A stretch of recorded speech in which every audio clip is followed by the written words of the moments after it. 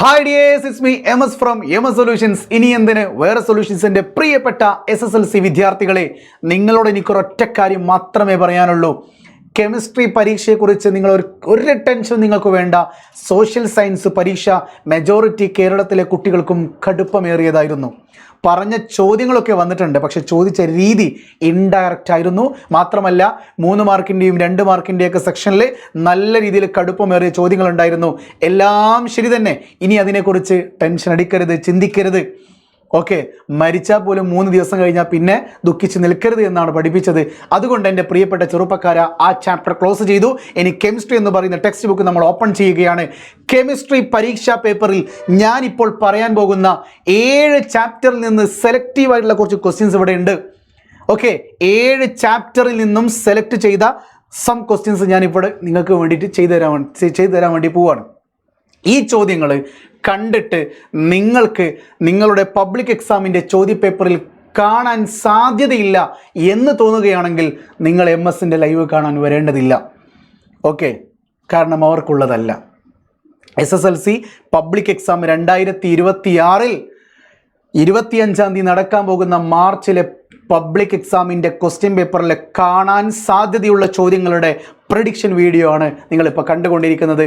ഞാനിപ്പോൾ പറയുന്ന ചോദ്യങ്ങൾ നിങ്ങൾക്ക് തോന്നുകയാണ് സാർ ഇത് വരാൻ സാധ്യതയില്ല സാർ എന്ന് തോന്നുകയാണെങ്കിൽ നിങ്ങൾ എന്ത് ചെയ്യണ്ട, ഇന്നും നാളെയുള്ള ലൈവിലേക്ക് വരണ്ട.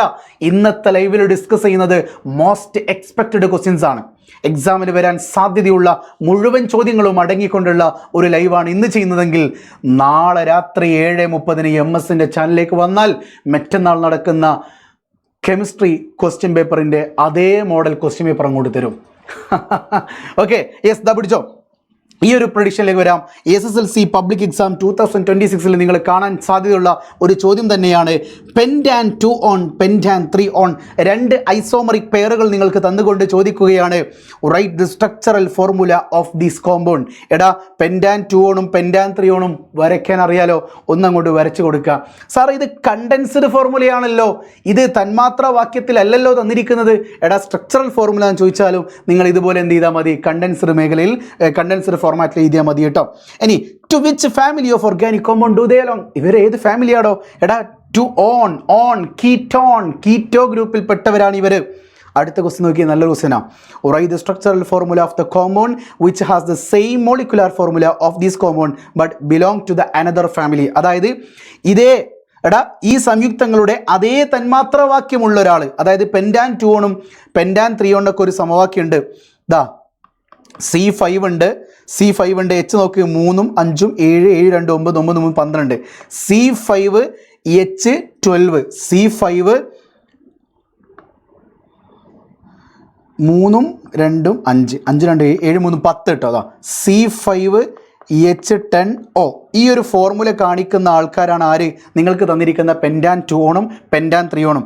അങ്ങനെയാണെങ്കിൽ ഇതേ മോളിക്കുലാർ ഫോർമുലയുള്ള, ഇതേ തന്മാത്രവാക്യമുള്ള വേറൊരു ഫാമിലിയിലെ കോമ്പൗണ്ടിനെ കുറിച്ച് നിങ്ങൾക്ക് പറയാൻ കഴിയോ, അല്ല എഴുതാൻ കഴിയോ? നിങ്ങൾ പഠിച്ചു വെക്കേണ്ട ഒരു നേക്കുണ്ട്, ഒരു ട്വിസ്റ്റ് ഉണ്ട്, അല്ലെങ്കിൽ ഒരു ട്രിക്ക് ഉണ്ട്. എടാ, CnH2nO എന്ന് പറയുന്ന ഒരു തന്മാത്രവാക്യത്തിൽ മോളിക്കുലാർ ഫോർമുല ഉണ്ടെങ്കിൽ നിങ്ങൾ ഉറപ്പിച്ചോളി, അത് നമ്മുടെ ആൽഡിഹൈഡോ അല്ലെങ്കിൽ കീറ്റോണോ ആയിരിക്കും. ഏതാണ്? N-ൻ്റെ ഡബിളാണ് ഹൈഡ്രജൻ എങ്കിൽ കൂടെ ഒരു ഓക്സിജൻ ഉണ്ടെങ്കിൽ, അതായത് CnH2nO എന്ന് പറയുന്ന ഫോർമുലയാണെങ്കിൽ അത് ആൽഡിഹൈഡോ അല്ലെങ്കിൽ കീറ്റോ ഗ്രൂപ്പ് രണ്ടിലേത് ഒരാളായിരിക്കും. നോക്കിക്കേ, ഇപ്പോൾ ഇവിടെ തന്നതിൽ C5 ഉണ്ട്, H10 ഉണ്ട്, ഒരു O ഉണ്ട്. 5ൻ്റെ നേരെ ഡബിൾ അല്ലേ 10 വരുന്നത്, ഒരു ഓയും വരുന്നുണ്ടല്ലോ. അപ്പോൾ ഈ തന്നിരിക്കുന്ന ആൾ ആരാണ്? ഒരു കീറ്റോ ഗ്രൂപ്പാണ്. ഇതേ മോളിക്കുലാർ ഫോർമുല കാണിക്കുന്ന ആളാണ് ആര്? ആൽഡിഹൈഡ്. സോ പെൻറ്റാൽഡിഹൈഡ് വരിക്കുക, പെൻറ്റനാൾ വരച്ചു കൊടുക്കുക. പ്രൊപ്പ് ബ്യൂട്ട് പെൻറ്റനാൾ വരച്ചു കൊടുക്കുക. അതാണ് 3ാമത്തെ ക്വസ്റ്റ്യൻ. ഇനി ഒരു കാര്യം കൂടി പഠിച്ചു വെച്ചോ, അതായത് CnH2n+2 എന്ന് പറയുന്ന സിംഗിൾ ബോണ്ടിൻ്റെ ഫോർമുല അല്ലേ, അതിലേക്ക് ഒരു O വെച്ച് കഴിഞ്ഞാൽ അത് ആരുടെ മോളിക്കുലാർ ഫോർമുലയാണ്? OH എന്ന് പറയുന്ന ആൽക്കഹോളും ഈതർ എന്ന് പറയുന്ന ഒരു മറ്റൊരു ഫങ്ഷണൽ ഗ്രൂപ്പിൻ്റെയും മോളിക്കുലാർ ഫോർമുലയാണ്. മറന്നു പോരുത് കേട്ടോ. ഇതാണ് നിങ്ങളിപ്പോൾ ഹൈലൈറ്റ് ചെയ്യേണ്ടത്. 4 മാർക്കിൻ്റെ സെക്ഷനിലും 3 മാർക്കിൻ്റെ സെക്ഷനിലൊക്കെ ചോദിക്കാൻ സാധ്യതയുള്ള ചോദ്യത്തിൻ്റെ ഉത്തരം എഴുതണമെങ്കിൽ, ഇൻഡയറക്റ്റ് ആയിട്ട് ചോദിക്കും, അതിൻ്റെ ഉത്തരം എഴുതണമെങ്കിൽ ഇത് നിങ്ങൾ പഠിച്ചു വെച്ചാൽ മതി. എന്താ സാറേ ഇത്? CnH2nO എന്ന് പറയുന്ന ഫോർമുലയാണെങ്കിൽ അത് ആൽഡിഹൈഡോ കീറ്റോ ഗ്രൂപ്പോ ആയിരിക്കും. രണ്ടാമത് CnH2n+2ൻ്റെ കൂടെ O വരികയാണെങ്കിൽ അത് ആൽക്കഹോളോ അല്ലെങ്കിൽ ആൽക്കോക്സി ആൽക്കൈൻ എന്ന് പറയുന്ന ഈതർ ഗ്രൂപ്പോ ആയിരിക്കും. ഇനി വേറൊന്നും കൂടിയുണ്ട്. ഇതേ മോളിക്കുലാർ ഫോർമുലയുള്ള ഇവരിൽ ഒരാൾ നോക്കിക്കേ, ഇതിൽ ആൽഡിഹൈഡ് ഉണ്ട്, കീറ്റോ ഗ്രൂപ്പ് ഉണ്ട്. എന്നാൽ ഈ കീറ്റോ ഗ്രൂപ്പ് ഒരു മെറ്റാമർ കൂടിയാണ്, മെറ്റാമറിസം കാണിക്കുന്ന ആളാണ്. ഇനി ഇവിടെയുള്ള ആൽക്കഹോളും ഈതർ എടുത്തു കഴിഞ്ഞാൽ അതിൽ മെറ്റാമറിസം കാണിക്കുന്നത് ആരാണ്? ഒരു ആൽക്കോക്സി ആൽക്കൈൻ എന്ന് പറയുന്ന ഈതർ ഗ്രൂപ്പാണ്. സോ ഇത് കൃത്യമായി പഠിച്ചു വെക്കുക. അങ്ങനെയും ചോദ്യം ചോദിക്കാം. സോ ഞാൻ ആ ചോദ്യം ഇവിടെ ഉൾപ്പെടുത്തിയിട്ടുണ്ട്. നോക്കിക്കേ, നിങ്ങളുടെ SSCRT സെറ്റ് ബിയിൽ ഒരു ചോദ്യമാണ്. ഈ വരുന്ന പബ്ലിക് എക്സാമിന് പ്രതീക്ഷിക്കാവുന്ന ഒരു ചോദ്യം കൂടിയാണ്. എന്താ ചോദ്യം എന്നറിയോ? Organic compounds with molecular formula C4H10O show metamerism. ഇത് ഏതാ ഫംഗ്ഷൻ ഗ്രൂപ്പ് എന്നൊന്നും പറഞ്ഞില്ല. എന്താ പറഞ്ഞത്? C4H10O. ഞാൻ പറഞ്ഞു CnH2n+2 അല്ലേ? 4 C4 ഉണ്ട്, അതിൻ്റെ ഡബിൾ എടുക്കുക 8, അതിലേക്ക് 2 കൂട്ടുക, അതല്ലേ 10. സോ CnH2n+2O എന്ന് പറയുന്ന ഫോർമുല കാണിക്കുന്നവരാണ് ഇവർ. 2 പേരാണുള്ളത്. ഒന്ന് നമ്മുടെ ROH ഉണ്ട്, 2 നമ്മുടെ ROR ഉണ്ട്. ഓക്കെ, ആൽക്കഹോളും ഉണ്ട്, ഈതറും ഉണ്ട്. ഇനി നിങ്ങളോട് പറഞ്ഞെന്താ അറിയോ? ഇവൻ മെറ്റാമറിസം കാണിക്കുന്നുണ്ടെന്ന് പറഞ്ഞു. ആൽക്കഹോൾ മെറ്റാമറിസം അല്ല കാണിക്കുന്നത്, അവിടെ ഈതറാണ് മെറ്റാമറിസം കാണിക്കുന്നത്. സോ നിങ്ങളോട് ചോദിച്ചിരിക്കുന്ന ആൾ ആരാണ്? ഒരു ഈതർ ഗ്രൂപ്പാണ്. 4 കാർബണുള്ള ഒരു ഈതർ ഗ്രൂപ്പാണ്. വരയ്ക്കാൻ അറിയാലോ? ഓക്കെ, എങ്ങനെ വരയ്ക്കുക? 1 2 3 4. ഇതിപ്പോൾ ആരാണ്? എതോക്സി ഈഥൈനാണ്. അതുപോലെ തന്നെ മെഥോക്സി പ്രൊപ്പൈൻ ഉണ്ട്. നിങ്ങൾ കാര്യം വരയ്ക്കുക കേട്ടോ, നോ പ്രോബ്ലം. ഓക്കെ, സോ ഇത്രയേ ഉള്ളൂ. ഇൻഡയറക്റ്റ് ആയിട്ട് ചോദിക്കുന്ന ചോദ്യങ്ങളാണ് ഓർഗാനിക് കെമിസ്ട്രിയിൽ നിന്ന് പ്രതീക്ഷിക്കേണ്ടത്. നിങ്ങളുടെ മോഡൽ എക്സാമിന് നിങ്ങൾക്ക് ആ രീതിയിലാണ് ചോദിച്ചത്. അടുത്ത നോക്കിക്കേ, ഒരു ചോദ്യം. ഒരു ഓർഗാനിക് കോമ്പൗണ്ടാണ്, 4 കാർബൺ ഉണ്ട് മെയിൻ ചെയിൻ കേട്ടോ. അതായത് ഇങ്ങനെ 4 കാർബൺ ഉണ്ട്. അതിൽ 2 methyl groups in second carbon. ഈ രണ്ടാമത്തെ കാർബണിൽ എന്തുണ്ട്? 2 മീഥൈൽ ഗ്രൂപ്പ് ഉണ്ട്. അത് കംപ്ലീറ്റ് ആക്കി കൊടുക്കുക. കംപ്ലീറ്റ് ആക്കി എങ്ങനെ കിട്ടും? ആ സ്ട്രക്ചറിൻ്റെ പേരെന്താ നോക്കുക? 2,2 ഡൈമീഥൈൽ ബ്യൂട്ടൈൻ എന്നാണ് ഈ സ്ട്രക്ചറിൻ്റെ പേര്. Molecular formula. ടോട്ടൽ എത്ര കാർബൺ ഉണ്ട്? 6 കാർബൺ. 6ൻ്റെ ഡബിൾ എടുക്കുക 12, അതിലേക്ക് 2 കൂട്ടിയാൽ 14.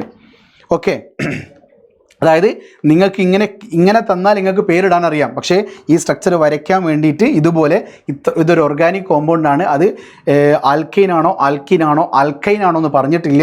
പക്ഷേ ഒരു കാര്യം പ്രത്യേകം പറഞ്ഞു, അതിൻ്റെ രണ്ടാമത്തെ കാർബൺ ആറ്റത്തിൽ എന്തുണ്ട്? രണ്ടാമത്തെ കാർബൺ ആറ്റത്തിൽ 2 ആൽക്കൈൽ ഗ്രൂപ്പുകളുണ്ട്, ബ്രാഞ്ച് ആയിട്ടുണ്ട്. പക്ഷെ ഒരു കാര്യം കൂടി പറഞ്ഞു, A saturated organic compound. Okay, single bond ആണെങ്കിൽ മാത്രമേ സാച്ചുറേറ്റഡ് ആവുകയുള്ളൂ, അല്ലേ? പൂരിത ഹൈഡ്രോ കാർബൺ ആവുന്നത് എപ്പോഴാണ്? അത് സിംഗിൾ ബോണ്ട് ആവുമ്പോഴാണ്. അതുകൊണ്ടാണ് ഞാൻ എല്ലാ ബോണ്ടുകൾക്കിടയിലും സിംഗിൾ ഇട്ടത്. സോ ഇതൊക്കെയാണ് നിങ്ങൾ ശ്രദ്ധിക്കേണ്ടത്.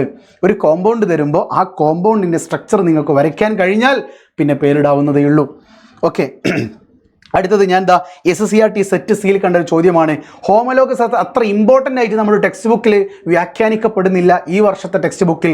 പക്ഷേ SSCRTയുടെ സെറ്റ് സിയിൽ ഒരു ചോദ്യം ഒളിഞ്ഞു കിടക്കുന്നുണ്ട്. അതുകൊണ്ട് ഹോമോലോഗസ് സീരീസ് ചോദിച്ചേക്കാം. എത്രയേ ഉള്ളൂ കേട്ടോ. ഹോമോലോഗസ് എന്ന് പറഞ്ഞാൽ CH2 ഡിഫറൻസ് ഉണ്ടാവും. ഇപ്പോൾ CH4 കഴിഞ്ഞ് അടുത്ത ആൾ മീഥൈന്, ഈഥൈന്, പ്രൊപ്പൈന്. അടുത്ത ആരായിക്കടാ? ബ്യൂട്ടൈൻ ആയിരിക്കും. C4H12 ആയിരിക്കും ഉണ്ടാവുക.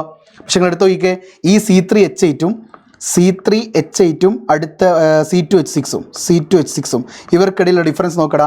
C2ൽ നിന്ന് C3യിലേക്ക് പോകാൻ ഒരു കാർബൺ അധികം വേണം.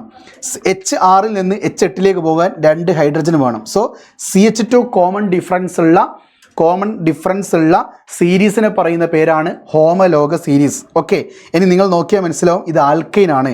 ഇതിൻ്റെ ജനറൽ ഫോർമുല എന്ന് പറയുന്നത് CnH2n+2 ആണ്.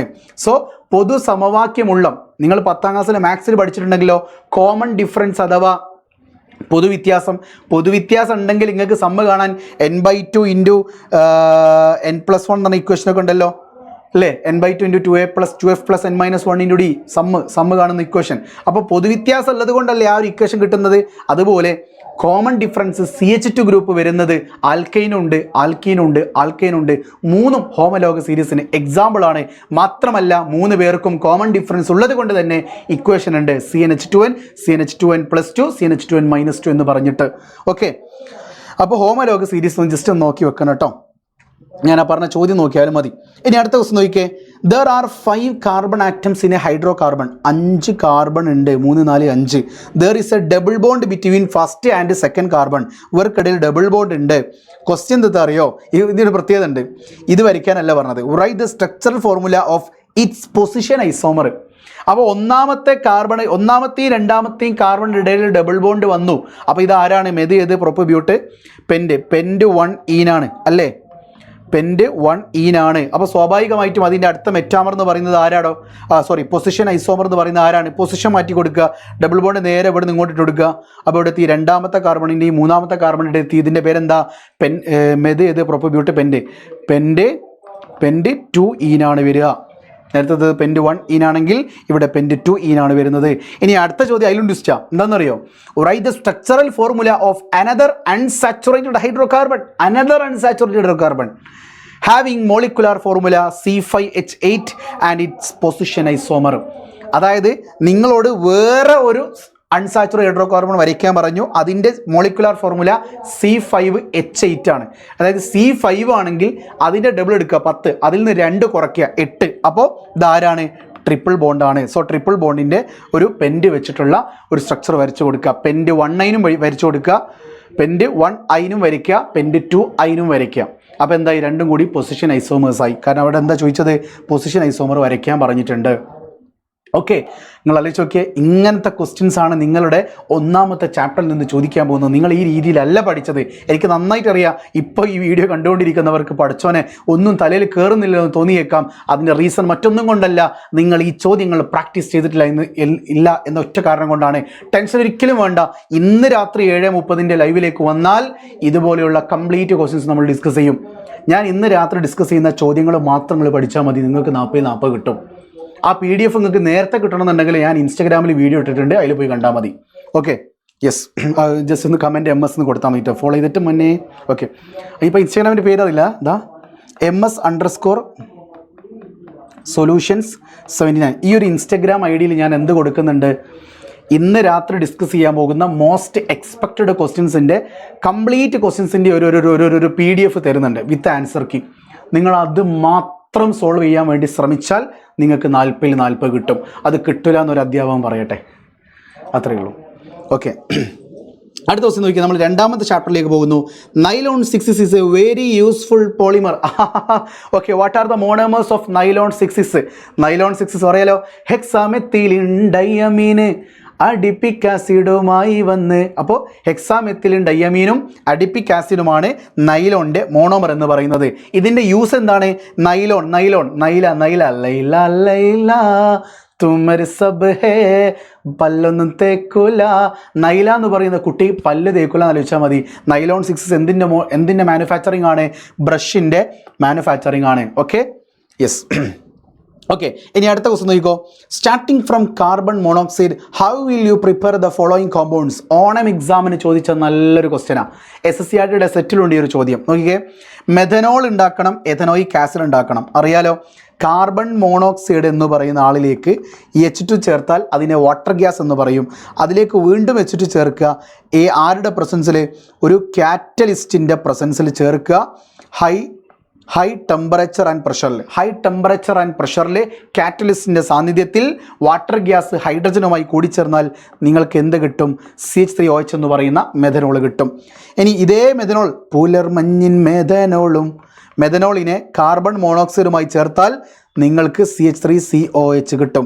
പുലർമഞ്ഞിൻ മെഥനോളും മിന്നും കാർബൺ മോണോക്സൈഡും എഥനോയിക് ആസിഡ് കിട്ടുമോ? ഓക്കെ, സോ ഈ പാട്ടുകളൊക്കെ നിങ്ങൾക്ക് പാട്ടുകൾ മാത്രം വെച്ചുള്ളൊരു ലൈവ് ഞാൻ ഇന്ന് 4 മണിക്ക് സ്കെഡ്യൂൾ ചെയ്യാൻ വിചാരിക്കുന്നുണ്ട്. 4 മണിക്ക് അല്ലെങ്കിൽ 5 മണിക്ക് കിട്ടാം. ഓക്കെ, അത് കണ്ടോളാണ്ടിയാൽ നല്ല ഉപകാരം ഉണ്ടാവും. ഓക്കെ, നല്ലൊരു ക്വസ്റ്റ്യൻ ആണ്. അടുത്തത് നമ്മൾ അടുത്ത ചാപ്റ്ററിലേക്ക് പോയി, 3rd ചാപ്റ്ററിലേക്ക്. ആരാണ്? പീരിയോഡിക് ടേബിൾ എന്ന് പറയുന്ന ചാപ്റ്ററിൽ നോക്കിക്കേ. An element A belongs to 4th period. A എന്ന് പറയുന്നത് 4ാമത്തെ പീരീഡിലാണ്. It has 3 electrons in 3D subshell. 3D എന്ന് പറയുന്ന സബ്ഷെല്ലിൽ 3 ഇലക്ട്രോൺസ് ഉണ്ട്. അപ്പോൾ 3D3 വരെയുള്ള ഏതോ ഒരാളാണ്. 1s2 2s2 2p6 3s2 3p6 3p6 4s2 3d3. ഇതാണ് ആള്. ഓക്കെ, എന്നിട്ട് പറയുകയാണ് write the subshell electronic configuration of A. നമ്മൾ എഴുതി കഴിഞ്ഞു. ഇനി 2 പ്രോപ്പർട്ടീസ് പറഞ്ഞു കൊടുക്കാൻ. എടാ, അവസാനത്തെ ഇലക്ട്രോൺ അവസാനത്തെ 23ാമത്തെ ഇലക്ട്രോൺ കയറിയത് ഡി ബ്ലോക്കിലേക്കാണ്. സോ ഇതൊരു ഡി ബ്ലോക്ക് എലമെൻ്റ് ആണ്. അങ്ങനെയാണെങ്കിൽ ദേ ആർ കളേർഡ് കോമ്പൗണ്ട്സ്, അവകൾ നിറമുള്ള സംയുക്തങ്ങളാണ്. They show variable oxidation state, വ്യത്യസ്ത ഓക്സീകരണാവസ്ഥ കാണിക്കുന്നവരാണ് ഡി ബ്ലോക്ക് മൂലകങ്ങൾ. ഡി ബ്ലോക്ക് മൂലകങ്ങളെ ട്രാൻസിഷൻ മൂലകങ്ങൾ എന്ന് വിളിക്കാറുണ്ട്, സംക്രമണ മൂലകങ്ങൾ. ഇതൊക്കെ ഞാൻ ആൻസർ ചെയ്ത കേട്ടോ. ഓക്കെ, അടുത്തത് കുറച്ച് സബ്ഷെല്ലുകൾ തന്നിട്ടുണ്ട്. Find the N and L values of each subshell. നോക്കിക്കേ, എന്നും എല്ലും കാണാൻ നല്ല സുഖമല്ലേ. എസ് ആണെങ്കിൽ 0 ആണ്, പി ആണെങ്കിൽ 1 ആണ്, ഡി ആണെങ്കിൽ 2 ആണ്, എഫ് ആണെങ്കിൽ 3 ആണ്. അപ്പോൾ 3D എന്ന് പറഞ്ഞാൽ N 3 ആണ്, ഡി എന്ന് പറയുന്നത് 2 ആണ്. ഇനി 4S എന്ന് പറഞ്ഞാൽ N = 4 ആണ്, S 0 ആണ്. 4F എന്ന് പറഞ്ഞാൽ N 4 ആണ്, Fൻ്റെ L എന്ന് പറയുന്നത് 3 ആണ്. 5D ആണെങ്കിൽ N 5 ആണ്, D എന്ന് പറയുന്നത് 2 ആണ് L വാല്യൂ. ഇനി find n+ values and arrange the given subshells in the increasing order of there energy. ഇവരുടെ n+l വാല്യൂ നിങ്ങൾ കൂട്ടി കണ്ടിരിക്കുക. പക്ഷേ ഇവരെ ഇൻക്രീസിങ് ഓർഡർ ഓഫ് എനർജിയിൽ എഴുതാൻ പറയുമ്പോൾ ഒരു പ്രശ്നം എന്താ അറിയോ? ഇവിടെ നോക്കിക്കേ, 3D n+ value 5, 4S 4, 4F 7, 5D 7. അപ്പോൾ നിങ്ങൾ എഴുതുമ്പോൾ ഏറ്റവും കുറഞ്ഞ n+l വാല്യൂ ഏറ്റവും കുറവാർക്കാണോ അയാൾക്കാണ് എനർജി ഏറ്റവും കുറവ്. സോ 5 ആദ്യം എഴുതി 4 ആദ്യം എഴുതി 4S, 3D എഴുതി, കാര്യം 4 കഴിഞ്ഞിട്ട് 5 വന്നു. പക്ഷേ പിന്നെ 7 വരുന്നുണ്ട്, 4Fഉം 5Dയും. ഇതിൽ ആദ്യം 4F എഴുതാനുള്ള റീസൺ ഇത്രയേ ഉള്ളൂ, n+l വാല്യൂ സെയിം ആയാൽ എന്നിൻ്റെ വാല്യൂ ആർക്കാണോ ചെറുത് അയാളെ ആദ്യം എഴുതണം. സോ ഇവിടെ എന്നിൻ്റെ വാല്യൂ 4ഉം ഇവിടെ 5ഉം ആണ്. സോ 4F വേണം ആദ്യം എഴുതാൻ. n+l വാല്യൂ സെയിം ആണെങ്കിൽ lower n value comes first. ഏറ്റവും ചെറിയ n വാല്യൂ ഉള്ള ആളാണ് ആദ്യം എഴുതേണ്ടത് എനർജിയുടെ ഓർഡർ പറയുമ്പോൾ. ഓക്കെ ആണല്ലോ? യെസ്. അടുത്തതായിട്ട് ഇതാ നോക്കിക്കുക, നമ്മൾ 4ാമത്തെ ചാപ്റ്ററിലേക്ക് പോകുന്നു. വരാൻ സാധ്യതയുള്ള ഒരു പ്രഡിക്ഷൻ ക്വസ്റ്റ്യൻ കൂടിയാണ് ഇത് കേട്ടോ. അതായത് കാർബണിൻ്റെ അറ്റോമിക മാസ് 12ഉം ഓക്സിജൻ്റെ അറ്റോമിക മാസ് 16ഉം ആണെങ്കിൽ find the molar mass of carbon dye oxide. അറിയാലോ, കാർബൺ ഡൈ ഓക്സൈഡിൻ്റെ മോളാർ മാസ് 44 ഗ്രാം ആണ്.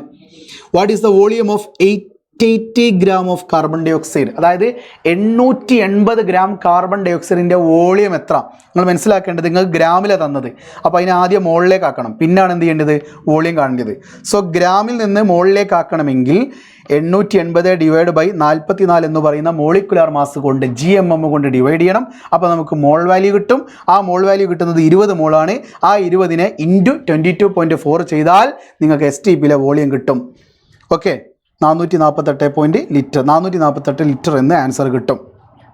ഓക്കെ, അടുത്തത് how many grams of carbon should be burn to get 88 gram of carbon dye ഓക്സൈഡ്? നല്ലൊരു ചോദ്യമാണ്. അതായത് നിങ്ങൾക്ക് മോൾ കോൺസെപ്റ്റിൽ നിന്നാണ് 4 മാർക്കിൻ്റെ ചോദ്യം വരുന്നതെങ്കിൽ ഇതുപോലൊരു ചോദ്യമായിരിക്കും അവസാനം കൊണ്ടുപോയി ഇടുക. ഓക്കെ, അതായത് എത്ര ഗ്രാം കാർബൺ വേണം? Should be burn to 88 gram of carbon dye oxide.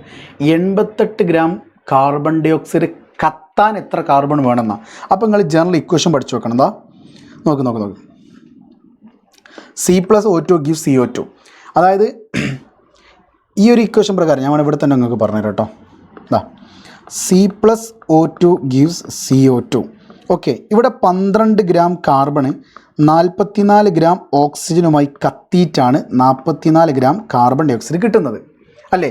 നിങ്ങളോട് ചോദിച്ചത് 88 ഗ്രാം കാർബൺ ഡൈ ഓക്സൈഡാണ്. സോ ഈ 44 എപ്പോഴാണ് 88 ആവുക? 2 × 44 അല്ലേ 88 ഗ്രാം എന്ന് പറയുന്നത്. സോ 44 88 ആവുകയാണെങ്കിൽ 12 ഗ്രാമിന് എന്ത് ചെയ്യണം? × 2 ചെയ്യണം. 12 × 2 that is equal to 24 gram. ഇതിനർത്ഥം എത്രയേ ഉള്ളൂ?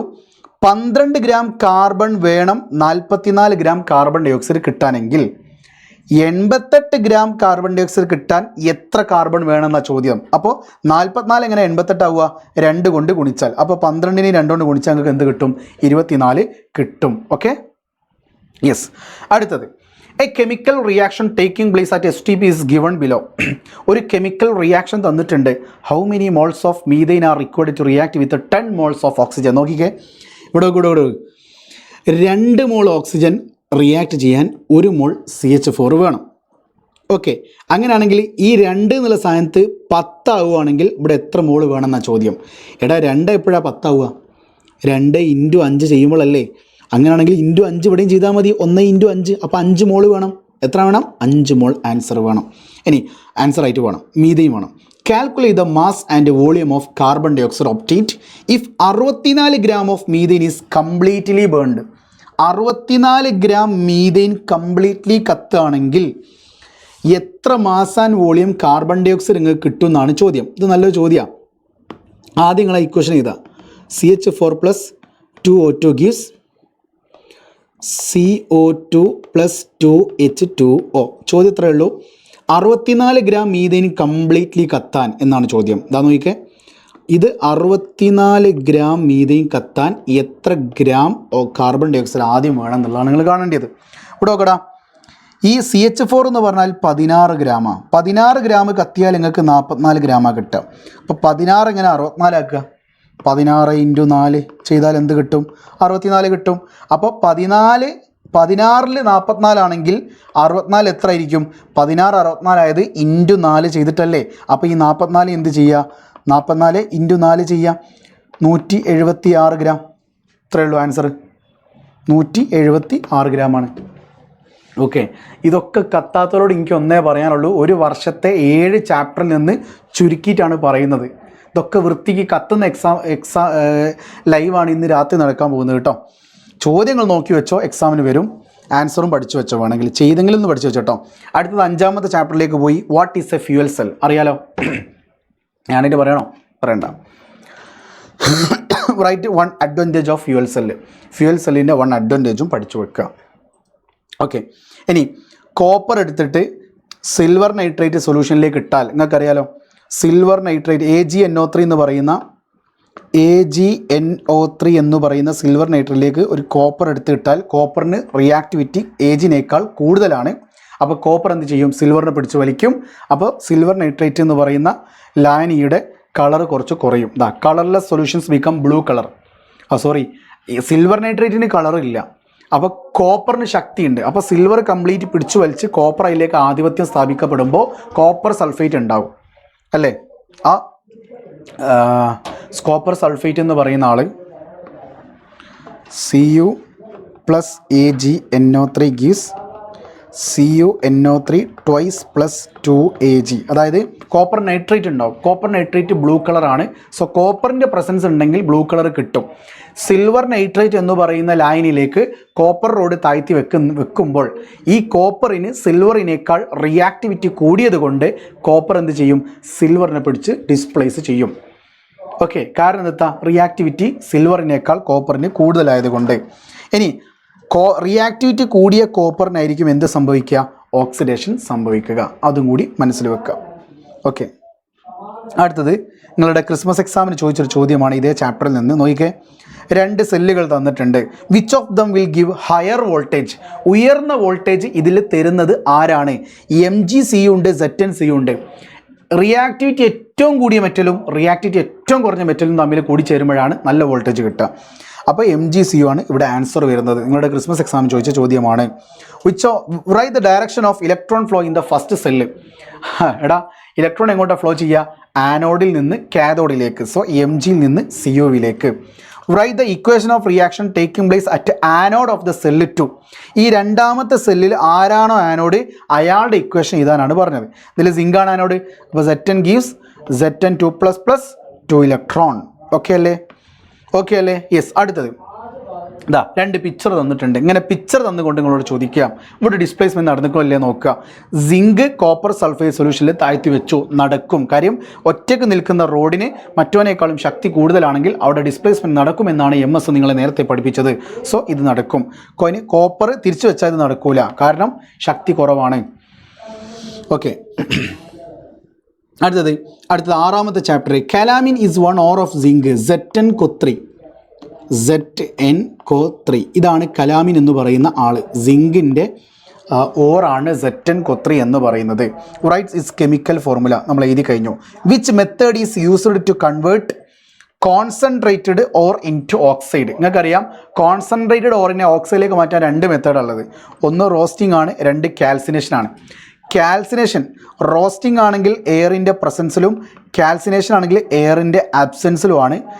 റോസ്റ്റിംഗ് സൾഫൈഡ് ഓർ മാത്രമേ ഇപ്പം നിങ്ങൾക്ക് പഠിക്കാനുള്ളൂ, സൾഫൈഡ് ഓറ്. പക്ഷേ ഇത് കാർബണേറ്റ് ഓറാണ്. കാർബണേറ്റ് ഓറ്, ഹൈഡ്രോക്സൈഡ് ഓറ്. കാർബണേറ്റ് ഓർ ഹൈഡ്രോക്സൈഡ് ഓർ, ഈ ഓറുകളെ കോൺസെൻട്രേറ്റ് ചെയ്യാൻ ഉപയോഗിക്കുന്ന മെത്തേഡ് എന്ന് പറയുന്നത് എന്താണ്? കാൽസിനേഷൻ ആണ്. ഓക്കെ, അപ്പോൾ ZnCO3 എന്ന് പറയുന്ന സിങ്ക് കാർബണേറ്റ് ആരാണ്? ഒരു കാർബണേറ്റ് ഓറാണ്. കാർബണേറ്റ് ഓറുകളെ ഓക്സിഡൈസ് ചെയ്യാൻ ഉപയോഗിക്കുന്ന മെത്തേഡ് കാൽസിനേഷൻ ആണ്. അത് എയറിൻ്റെ അബ്സെൻസിലുമാണ്. ഓക്കെ, ഇനി ആറാമത്തെ ചാപ്റ്ററിൽ നിങ്ങൾക്ക് അയേണിൻ്റെ ബ്ലാസ്റ്റ് ഫേർണസിൽ വെച്ച് നടക്കുന്ന എക്സ്ട്രാക്ഷൻ പഠിക്കാനുണ്ട്. അവിടെ ചോദിക്കുകയാണ് ലൈംസ്റ്റോൺ അഥവാ CaCO3 കാൽഷ്യം കാർബണേറ്റ് അഥവാ ലൈംസ്റ്റോൺ എന്തിനാണ് ഈ ബ്ലാസ്റ്റ് ഫേർണസിലേക്ക് അയണിൻ്റെ കൂടെ ചേർക്കുന്നത്? ഇറ്റ് റിമൂവ് ഫ്ലക്സ്, അല്ലെങ്കിൽ ആക്റ്റഡ് ആസ് എ ഫ്ലക്സ് എന്ന് പറയാം, അല്ലെങ്കിൽ റിമൂവ് ഗ്യാങ്ങിനെ റിമൂവ് ചെയ്യാൻ വേണ്ടി ഉപയോഗിക്കുന്ന ആളാണ് ആര്? Calcium carbonate. കാര്യം ഇവനാണ് എന്ത് തരിക? കാവ് എന്ന് പറയുന്ന ഫ്ലക്സ് തരിക, കാവ് എന്ന് പറയുന്ന ഫ്ലക്സിനെ തരിക. Which is the substance used to reduce iron ഓറിനെ റെഡ്യൂസ് ചെയ്യാൻ ഉപയോഗിക്കുന്ന സബ്സ്റ്റാൻസ് എന്ന് പറയുന്നത് കാർബൺ മോണോക്സൈഡ് ആണ്. അത് കിട്ടുന്നത് കോക്കിൽ നിന്നാണ്. രണ്ടും എഴുതി വെച്ചോട്ടോ. ഇനി write the name of iron obtained from the blast furnace. Blast ഫർണസിൽ നിന്ന് ലഭിക്കുന്ന അയണിൻ്റെ പേര് SCRT സെറ്റിലുള്ളതാണ് പിഗ് അയൺ. 4% കാർബണും മറ്റ് അവശിഷ്ടങ്ങളും അടങ്ങിയ അയണിനെയാണ് പന്നി ഇരുമ്പ് എന്ന് പറയും, pig iron. Malayalam medium pig iron എന്നാട്ടോ പറയാം. ഇനി ഏഴാമത്തെ ചാപ്റ്ററിലേക്ക് പോകുമ്പോൾ നോട്ട് ചെയ്ത് വെച്ചോ, നമ്മുടെ ക്ലോർ ആൽക്കലി പ്രോസസ്സ് എക്സാമിന് ചോദിക്കാൻ സാധ്യതയുള്ളൊരു ചോദ്യമാണ്. Caustic soda is a very important chemical, അതായത് NaOH എന്ന് പറയും. Write the chemical name of caustic soda NaOH. Write the name of industrial preparation of this compound chlor alkali process ആണ് സോഡിയം ഹൈഡ്രോക്സൈഡ് എന്ന് പറയുന്ന കോസ്റ്റിക് സോഡയെ ഉണ്ടാക്കാൻ ഉപയോഗിക്കുന്ന method. കണ്ണിണകൾ ചിമ്മി ചിമ്മി സീത നോക്കി മെല്ലെ പാട്ടുപാടി നമ്മൾ പഠിച്ചതാണ് അല്ലേ? ഓക്കെ, എന്തായാലും ശ്രീരാമ ലക്ഷ്മണനും സീതയൊത്ത് വേഗം സോഡിയം ഹൈഡ്രോക്സൈഡിൻ കോസ്റ്റിക് സോഡ തീർത്തു. ക്ലോറാൽക്കലി പ്രോസസ് കണ്ടുവന്ന നേരം കണ്ടു കൊടിലരികിൽ സീതയൊരു മാനെ ആടിയൊടിച്ചാഞ്ചാടുന്നു chlorine.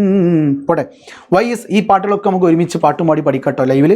Y is caustic soda considers as an alkali? Caustic soda NaOH എന്തുകൊണ്ടാണ് ഒരു ആൽക്കലി ആയിട്ട് കൺസിഡർ ചെയ്യുന്നത്? എടാ, OHൻ്റെ പ്രസൻസ് ഉണ്ടോ, അത് ആൽക്കലി ആയിരിക്കും. NaOH increases the concentration of OH minus ions in aqueous solution. അടുത്തത് ഇതാ, നമ്മുടെ റിവേഴ്സിബിൾ റിയാക്ഷൻ എന്ന് പറയുന്ന ഭാഗത്ത് നിന്ന്, അല്ലെങ്കിൽ ഇക്വിലിബ്രിയത്തിൻ്റെ ഭാഗത്ത് നിന്ന് ഇതുപോലെ ചോദ്യം ചോദിച്ചേക്കാം. How does the decrease in pressure effect the rate of forward reaction? ഈ റിയാക്ഷനിൽ പ്രഷർ കുറച്ചാൽ എന്ത് സംഭവിക്കും? ഞാൻ നിങ്ങളെ പഠിപ്പിച്ച് തന്നിട്ടുണ്ട്. പ്രഷർ കുറയ്ക്കുകയാണെങ്കിൽ അത് കൂട്ടാനാണ് സിസ്റ്റം ശ്രമിക്കുക. പ്രഷർ എങ്ങനെ കൂട്ടുക? മോളിക്യൂൾസിൻ്റെ എണ്ണം കൂടുമ്പോൾ. അപ്പോൾ മോളിക്യൂൾസിൻ്റെ എണ്ണം കൂടിയ ഭാഗത്തേക്കുള്ള റിയാക്ഷൻ നടക്കും. അപ്പോൾ ഇവിടെ ലെഫ്റ്റിൽ 3ഉം റൈറ്റിൽ 2 ആണ്. ഇവിടെ ലെഫ്റ്റിൽ 3 ആണുള്ളത്, 3 ആൾക്കാരല്ലേ, 2ഉം 1ഉം. ഇവിടെ റൈറ്റിൽ 2 ആണ്. സോ കൂടുക എന്ന് പറയുമ്പോൾ 2 3 ആവണം അല്ലേ? പ്രഷർ കുറച്ചു, അപ്പോൾ സിസ്റ്റം എന്ത് ചെയ്യും? പ്രഷർ കൂട്ടാൻ ശ്രമിക്കും. പ്രഷർ എപ്പോഴാണ് കൂടുക? ആൾക്കാരെണ്ണം കൂടുമ്പോൾ. സോ 2 3 ആകുമ്പോൾ. സോ ഇത് ബാക്ക്വേർഡ് റിയാക്ഷൻ്റെ സ്പീഡ് കൂടുന്നു, ഫോർവേഡ് റിയാക്ഷൻ്റെ സ്പീഡ് കുറയുകയാണ് ഇവിടെ ചെയ്യുന്നത്. നോട്ട് ദ പോയിന്റ് കേട്ടോ. അടുത്തത് നല്ലൊരു ക്വസ്റ്റ്യൻ ആണ്. How does the increase in temperature effect the decomposition of SO3?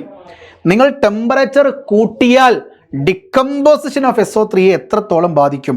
എടാ, ഡീകമ്പോസിഷൻ ഓഫ് SO3 എന്ന് പറഞ്ഞാൽ SO3 ഡീകമ്പോസ് ചെയ്യാന്ന് ഇങ്ങോട്ടേക്കുള്ള റിയാക്ഷൻ, ബാക്ക്വേർഡ് റിയാക്ഷന് എന്ത് സംഭവിക്കും? ബാക്ക്വേർഡ് റിയാക്ഷന് എന്ത് സംഭവിക്കുമെന്നാണ് ചോദിച്ചത്. ബാക്ക്വേർഡ് റിയാക്ഷൻ എന്ത് സംഭവിക്കും? അതിന് പകരം എന്ത് ചോദിച്ചു? അവരെങ്ങനെ ചോദിച്ചു? എന്ത് ചോദിച്ചു? SO3യുടെ ഡീകമ്പോസിഷൻ എങ്ങനെ എഫക്റ്റ് ചെയ്യും? ഈ റിയാക്ഷൻ എന്ന് പറഞ്ഞാൽ SO3 ഫോം ചെയ്യുന്ന റിയാക്ഷനാണ്. അപ്പോൾ ഡീകമ്പോസിഷൻ എന്ന് പറഞ്ഞാൽ അത് വിഘടിക്കുക, SO3 വിഘടിക്കുക. അപ്പോൾ ബാക്ക്വേർഡ് റിയാക്ഷനാണ് ഒരു ഉദ്ദേശിച്ചത്. സോ ടെമ്പറേച്ചർ കൂട്ടിയാൽ ബാക്ക്വേർഡ് റിയാക്ഷന് എന്ത് സംഭവിക്കും? കൂടുകയാണോ ചെയ്യുക, കുറയാണോ ചെയ്യുക? ഇതാണ് ചോദ്യം. സോ നിങ്ങൾ ചോദ്യം ഒന്നുകൂടി ആലോചിച്ച് നോക്കുക. ടെമ്പറേച്ചർ കൂട്ടിയാൽ, ഞാൻ നിങ്ങളെ പഠിപ്പിച്ചിട്ടുണ്ട്, ടെമ്പറേച്ചർ കൂട്ടിയാൽ എൻഡോതെർമിക്കിൻ്റെ സ്പീഡ് കൂടും. ടെമ്പറേച്ചർ കൂട്ടിയാൽ എൻഡോതെർമിക്കിൻ്റെ ഭാഗത്തേക്കുള്ള സ്പീഡാണ് കൂടുക. സോ ഈ തന്നിരിക്കുന്ന റിയാക്ഷനിൽ ടെമ്പറേച്ചർ കൂട്ടിയാൽ സിസ്റ്റം ടെമ്പറേച്ചർ കുറയ്ക്കും, തണുപ്പിക്കാൻ ശ്രദ്ധിക്കും. സോ തണുപ്പിക്കാൻ ശ്രദ്ധിക്കുമ്പോൾ എന്താണ് സംഭവിക്കുന്നത്? ബാക്ക്വേർഡ് റിയാക്ഷൻ്റെ സ്പീഡ് കൂടുന്നു. ബാക്ക്വേർഡ് റിയാക്ഷൻ, കാരണം കണ്ടില്ലേ, ടെമ്പറേച്ചർ തണുപ്പിക്കല്ലേ, അപ്പോൾ താപം എന്ന് പറയുന്ന ആൾ എന്ത് വേണം? ലെഫ്റ്റ് സൈഡിൽ വരണം. സോ ബാക്ക്വേർഡിൻ്റെ സ്പീഡ് കൂടുകയാണ് ചെയ്യുന്നത്. ബാക്ക്വേർഡിൻ്റെ സ്പീഡ് കൂടുകയാണ് ചെയ്യുന്നത്. മനസ്സിലാവാത്തവരുണ്ടാകും. ഇത് ഓൾറെഡി ഞാൻ എന്ത് ചെയ്തിട്ടുണ്ട്, 7ാമത്തെ ചാപ്റ്ററിൻ്റെ ലൈവിൽ ഡിസ്കസ് ചെയ്തിട്ടുണ്ട്. ഓക്കെ, ഈ മാർച്ചിലായിരുന്നു ഞാൻ ഏറ്റവും അവസാനമായിട്ട് 7ാമത്തെ ചാപ്റ്റർ ലൈവ് പോയത്. ഓക്കെ, അപ്പോൾ ഇത്രയും ചോദ്യങ്ങളാണ്, ഏകദേശം ഒരു 10ഓളം ചോദ്യങ്ങൾ, 10-12ഓളം ചോദ്യങ്ങൾ നമ്മൾ ഡിസ്കസ് ചെയ്തു. അപ്പോൾ ആകെ 17 ചോദ്യങ്ങൾ നിങ്ങളുടെ പരീക്ഷാ പേപ്പറിൽ ഉണ്ടാവുള്ളൂ. ഇതൊരു പ്രഡിക്ഷനാണ്. കാര്യം നിങ്ങളുടെ പരീക്ഷ ടഫ് ആക്കുകയാണെങ്കിൽ ഈ ചോദ്യങ്ങളൊക്കെ ആയിരിക്കും ചോദിക്കുക. ഓക്കെ, സെറ്റാണ്. നല്ല രീതിയിൽ ഞാൻ ക്വസ്റ്റ്യൻ സെലക്ട് ചെയ്തിട്ടുണ്ട്.